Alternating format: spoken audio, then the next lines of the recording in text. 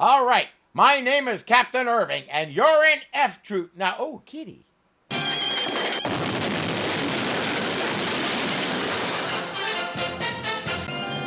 Major Duncan from Territory Headquarters. What do you think he's up to? I don't know, but he usually brings a saddlebag full of trouble. Yeah, we remember. Last time he showed up, he took our cook and then tried to take Agarn.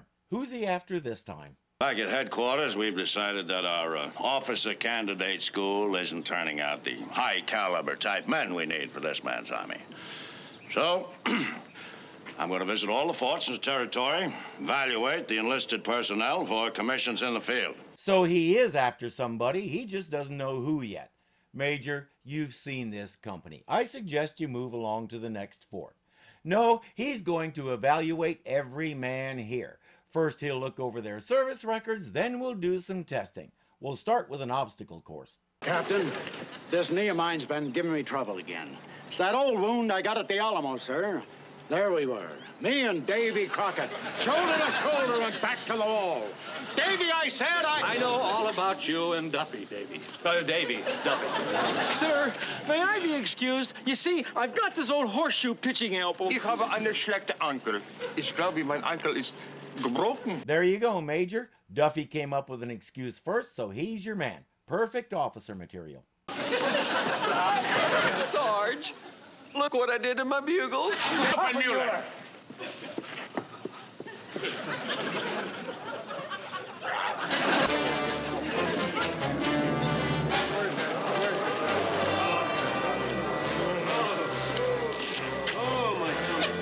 I repeat, move on to the next camp, Major. I think there's one man in F Troop that's very well qualified. Well, who's that, sir? Sergeant O'Rourke. Boy, that's wonderful. Congratulations, Sergeant. We hadn't done that in a while. But really, that wasn't the guard tower falling. That was O'Rourke fainting. Got it! Got what?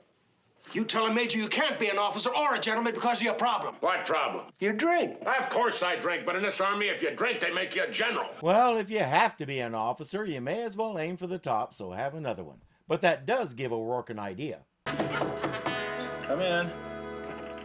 Hi, Wilton. Oh, Jane. Jane. Oh! Wilton, let me help you. Oh, Wilton, you've got to be more careful. Jane.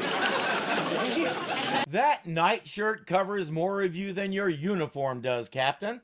That's another part of American weirdness. Go out in a set of shorts designated swim trunks, you're fine. Go out in boxers of the exact same shape, size, and cut, and you may get arrested. The only reason that outfit there is considered improper in front of her is because of what it's used for, not because it actually reveals anything or is alluring in any way. Why do we do that to ourselves? Well, gee, you shouldn't be going to bed at 7 o'clock anyway. Well, listen, my wise old grandmother once said to me that early to bed and early to rise makes a man healthy, wealthy, and wise. It was actually Benjamin Franklin, but we can give your grandma a pass on that one. Well, my wise old grandmother told me that if you go to bed with a setting sun, you're sure to miss a lot of fun. And she ought to know, because she was the highest paid dance hall girl in Dodge City. But Jane can't stay. He's bunking with the Major, and he'll be back any minute. Oh, hold it, Major. Hold What? What's the matter? Well, you're tracking up my clean floor. Oh, well, I'm sorry. What do you want me to do? Just leap out of my boots? Well, I'd just like to keep my quarters tidy, sir. You know, someday you're going to make some woman a wonderful wife. Hey, I did it for 20 years. Don't knock it until you've tried it. What seems to be the problem, Corporal? Major, it's Sergeant O'Rourke, sir. Sergeant O'Rourke, what happened to him? Nothing, it's just that, well, Out with it, Corporal. well, goodness knows, sir. Nobody likes to turn in a buddy, but I'm afraid there's something about him you should know before you can commission him an officer. He says, I can't describe it. The Major will have to see it. He's at the Hekawi camp.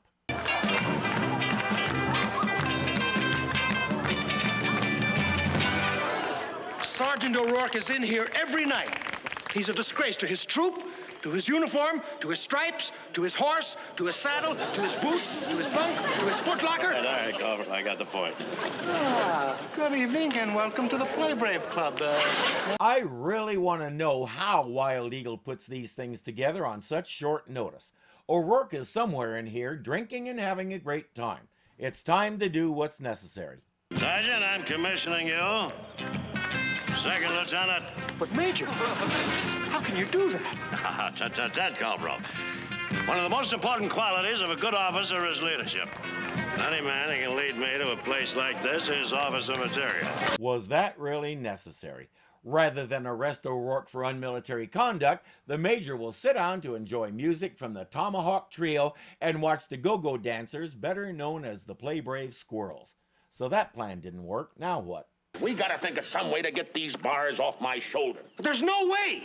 We know different. But the Major thinks you're great. Agarn has moved up to sergeant, Dobbs has moved up to corporal, and apparently Hoffenmuller has moved up to bugler. O'Rourke wants to talk to the captain and see if there's any way he can stay here, but as they approach the door, they hear the Major talking about going into town. Oh, one more thing, Major. If you happen to come home with mud on your boots, would you mind leaving them outside? What? I just washed the floor. See here, Palmer, if you're so afraid of me messing up your quarters, there's another officer on this post I can bunk with tonight, you know. O'Rourke just got another idea. Oh, good evening, Major. Good evening, Lieutenant. Good evening. Say, I thought you and I might slip up to the Play Brave Club, you know, and Well, you're all ready for bed? It's only 7 o'clock. Oh, well, sir, now that I'm an officer, I have new responsibilities. Well, I appreciate that. But you wearing lieutenant bars on your nightshirt? Yeah, would you happen to have an extra one for the hat? All right, where is it? Where's what, sir? The mousetrap. He had an unpleasant encounter with a mousetrap in Captain Parmenter's room, and he's having deja vu. Oh, I never had any trouble with myself. You're sure there isn't any... But I have been bothered with bears, sir. At the foot of your bed? I'd get somebody to take a look at that door latch if I was you. Out of this. There you are. Are you all right, sir? No, I'm not. Oh, I'd let you lie on the bed, sir, but I just made it. I don't think you're gonna need these anymore, Sergeant O'Rourke. He didn't want them in the first place, but somehow you didn't hear that part. We'll see if I get away with this, but one does not cut down a scene like this.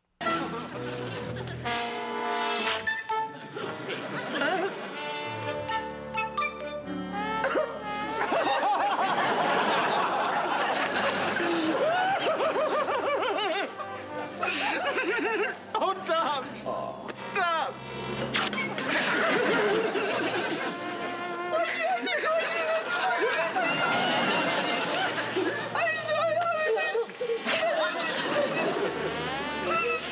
After that near disaster, F Troop is back to normal.